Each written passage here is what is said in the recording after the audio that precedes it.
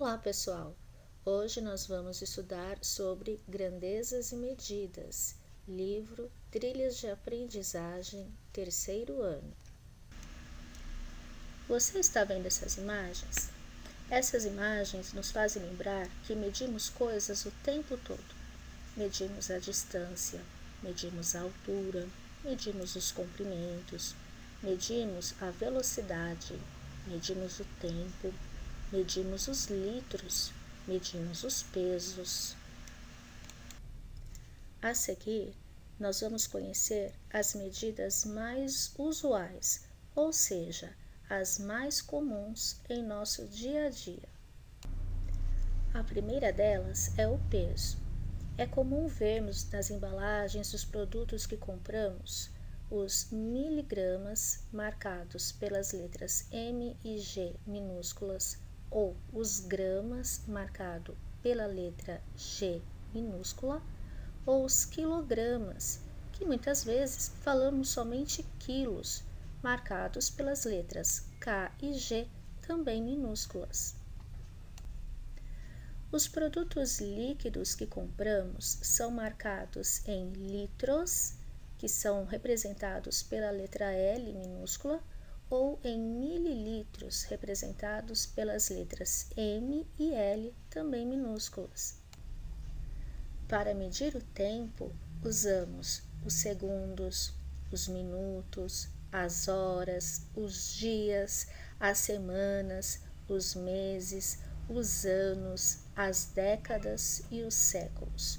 Usamos para medir segundos, minutos e horas o relógio. Dias, semanas, meses e anos, o calendário. Décadas e séculos, as contagens dos anos. Para medirmos comprimento e altura, nós usamos os milímetros, que representamos pelas letras M e N minúsculas. Usamos os centímetros, que representamos pelas letras C e M minúsculas. Usamos os metros, que representamos pela letra M minúscula, e quilômetros, que representamos pelas letras K e M minúsculas. Anos-luz mede a distância dos astros no espaço. Velocidade. Nós medimos por quilômetros por hora. Vamos agora conhecer as atividades do nosso livro. Atividade da página 89. Grandezas e medidas, do livro Trilha de Conhecimentos. Conhecendo e explorando as unidades de medidas. Observe as embalagens abaixo e, em seguida, organize a tabela separando os produtos que costumam ser vendidos em litros. Lembramos que para ser vendido em litro, o produto precisa ser líquido. E então nós temos detergente, feijão, macarrão, arroz, farinha e leite. Na sequência, temos uma tabela para escrevermos os nomes dos produtos já separando. Na primeira coluna temos produtos que costumam ser vendidos em litros. Nós vamos olhar entre esses 6 produtos quais deles são vendidos em litros. Na segunda coluna, produtos que não costumam ser vendidos em litros. Nós vamos olhar entre esses 6 produtos quais os que não são vendidos em litros, ou seja, não são líquidos.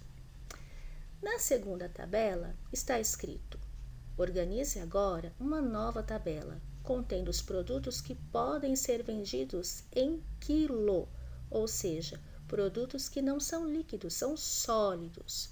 Agora você vai usar a sua memória para lembrar os produtos que podem ser vendidos em quilos.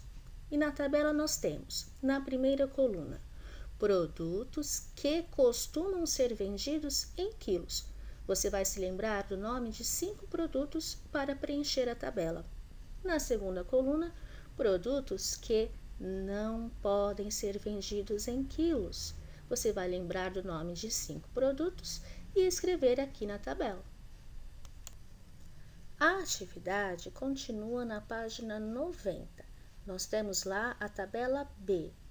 Liste alguns produtos que estão em sua casa e indique qual é o produto e a unidade de medida que é vendido.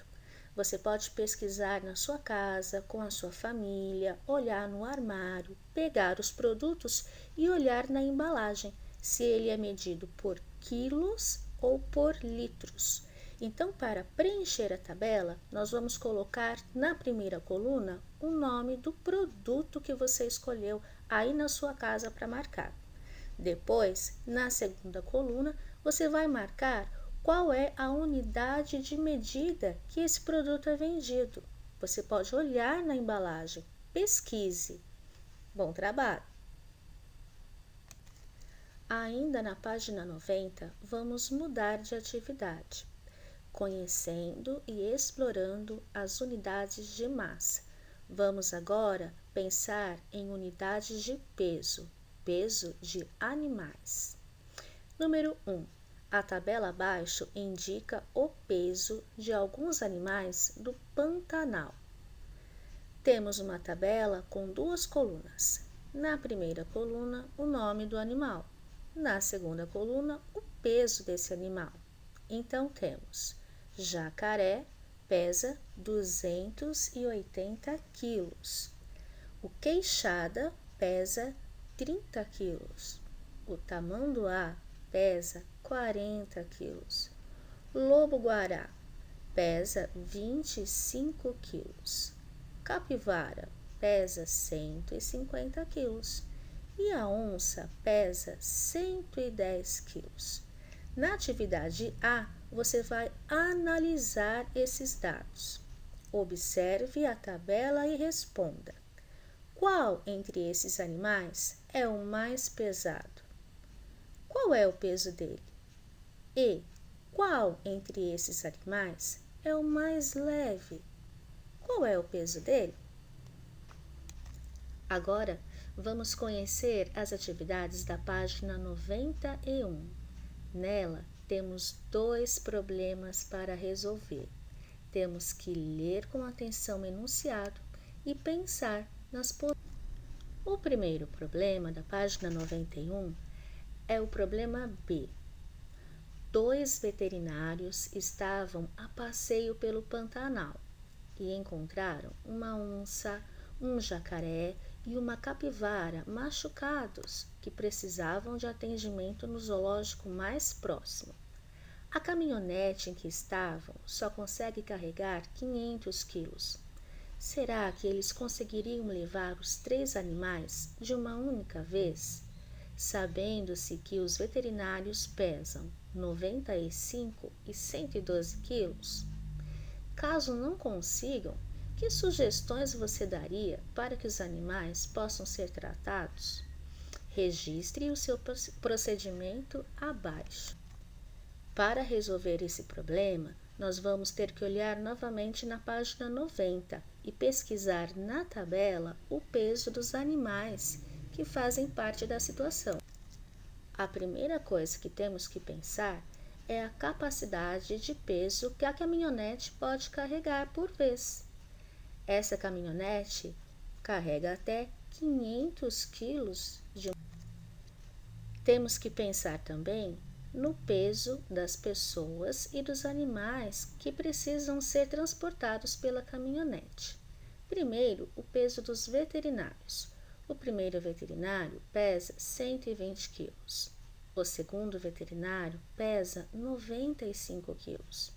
Agora os animais. A onça pesa 110 quilos. O jacaré pesa 280 quilos. E a capivara pesa 150 quilos. Se juntarmos o peso dos dois veterinários, o peso da onça, o peso do jacaré e o peso da capivara, será que vai ser maior que 500 quilos, que é a capacidade da caminhonete? E se for maior, que jeito poderíamos dar? Temos bastante coisa para pensar nesse problema. Se você for realizar cálculos entre os pesos, não se esqueça, na hora de montar a sua conta, Você tem que pensar em alinhar unidade embaixo de unidade, dezena embaixo de dezena e centena embaixo de centena, para não ter erro de cálculo em sua conta. Bom trabalho! Depois de realizar os cálculos, você tem 2 perguntas para responder. Será que eles conseguiriam levar os 3 animais de uma só vez? E a segunda pergunta: caso não consigam, que sugestões você daria para que os animais possam ser tratados? Agora vamos conhecer o segundo problema, o problema do Ricardo. Ricardo queria saber qual o peso de um gato, mas não tinha balança em sua casa. Resolveu levar o animal até a farmácia mais próxima de casa para pesá-lo.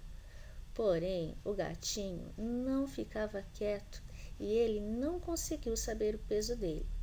Como você poderia ajudar o Ricardo a descobrir o peso do gatinho? Registre abaixo a sua sugestão. Talvez, se o Ricardo conhecesse o seu próprio peso, pudesse ajudar. Quem sabe? Para esse problema, não precisa cálculo. É só pensar uma estratégia e escrever aqui. Boa sorte! Agora, para sabermos se aprendemos tudo direitinho, vamos fazer a atividade da página 92. Descubra com esperteza. Algumas pessoas, quando vão fazer compras no supermercado, costumam fazer uma lista com os produtos que precisam ser comprados. Na lista a seguir, faltou indicar a unidade de medida.